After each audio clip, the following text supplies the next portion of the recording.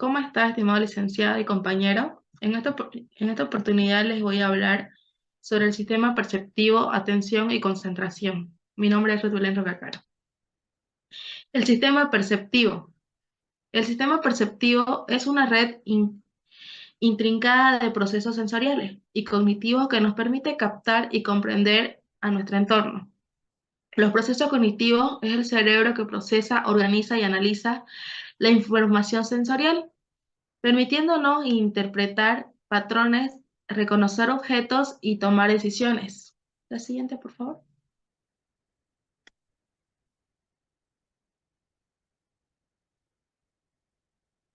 Los componentes clave. Exploramos los cinco sentidos: visión, audición, tacto, gusto y olfato. Cada sentido aporta información única que construye nuestra percepción del mundo. La siguiente.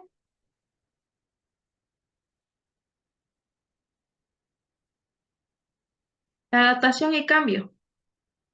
Nuestro sistema perceptivo se adapta a diferentes situaciones y contextos, se ajusta a la intensidad de los estímulos y puede mejorar con la práctica.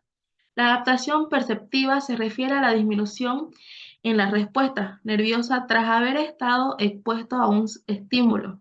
Por ejemplo, al entrar a una cafetería, podemos percibir un delicioso aroma, retenerlo en nuestra memoria, pero poco a poco notaremos que la intensidad va disminuyendo hasta quizás desaparecer, y así puede ocurrir con los sonidos, colores, entre otros, ya que recibimos estímulos por cualquiera de nuestros sentidos. La siguiente, por favor.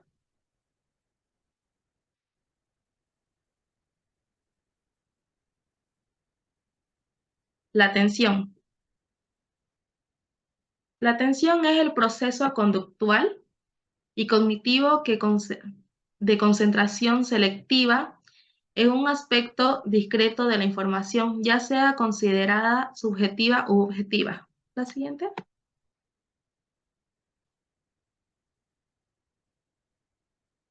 La siguiente.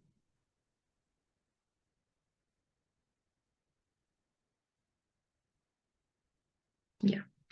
La atención externa reducida. Aquí hay tres tipos de atención. Está la atención externa reducida, atención externa amplia y atención interna amplia.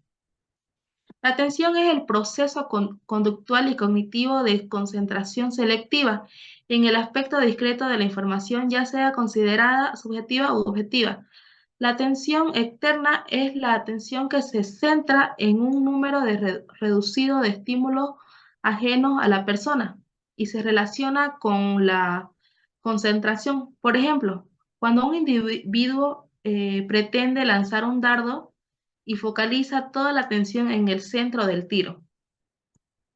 También está la atención externa amplia.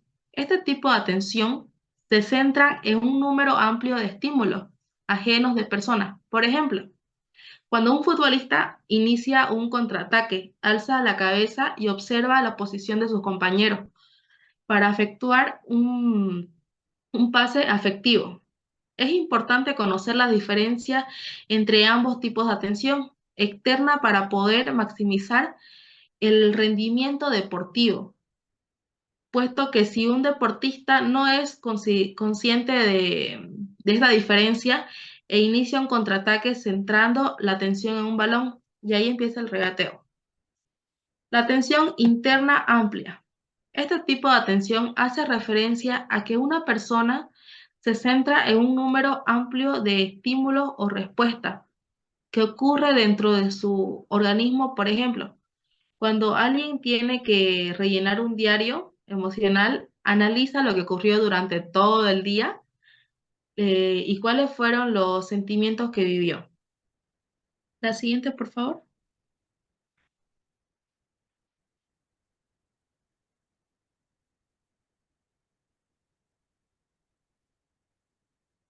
Según la actitud del individuo. Tiene en cuenta la actitud del individuo, la atención puede clasificarse de dos maneras. Aquí se encuentra la atención voluntaria y la atención involuntaria. La atención voluntaria ocurre cuando el individuo hace un esfuerzo activo y consciente para poder dirigir la atención, es decir, la capacidad de concentración en un estímulo de manera voluntaria. La atención involuntaria es el tipo de atención. La persona no hace un esfuerzo consciente y activo, sino que el estímulo, tanto interno como externo, dirige la atención. Por ejemplo, el ruido de un petardo o el dolor de muela. Eso puede ser ejemplos de atención involuntaria. La siguiente, por favor.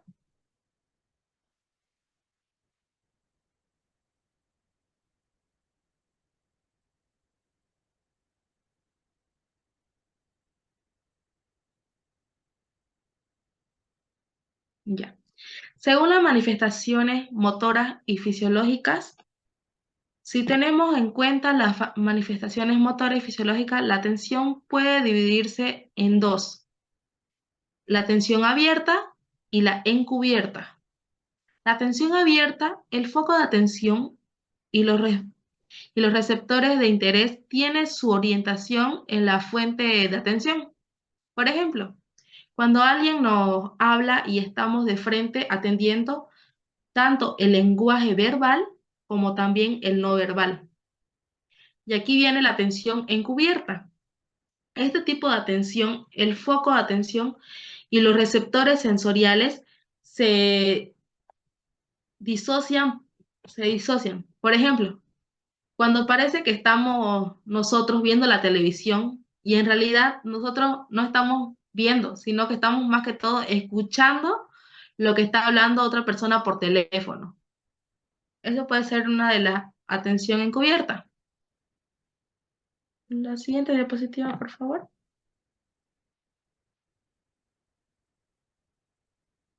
Según la modalidad sensorial, teniendo en cuenta la modalidad sensorial, la atención puede ser con estos dos tipos, la atención visual y auditiva. La visual se refiere a a la disposición espacial. Este fenómeno nos permite detectar los estímulos en un contexto visual complejo, como está la auditiva. La atención auditiva, no podemos mover las orejas igual que los ojos, pero podemos captar diferentes estímulos auditivos. Sí que podemos elegir qué podemos escuchar y qué no. Es decir, podemos centrar la atención en un estímulo auditivo a otro. La siguiente diapositiva.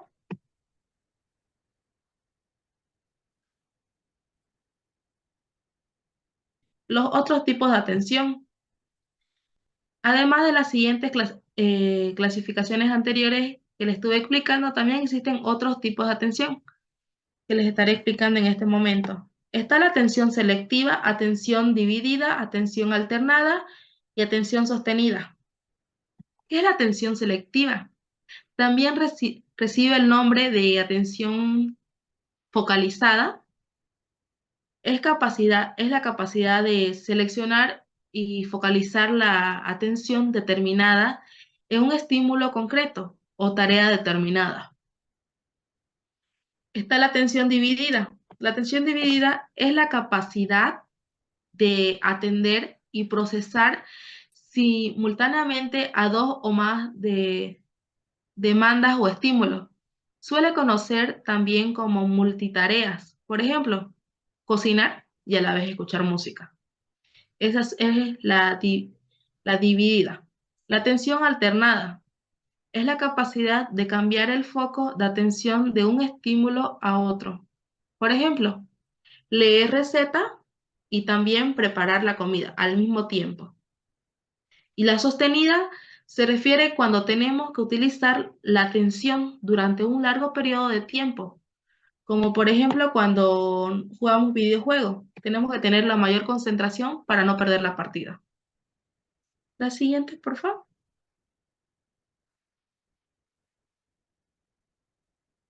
La concentración. ¿Qué es la concentración? Es el proceso psíquico que se realiza por medio del razonamiento.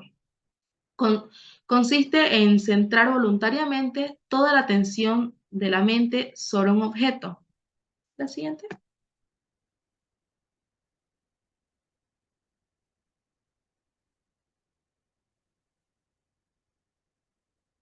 ¿Qué factores alteran la concentración? La siguiente, por favor.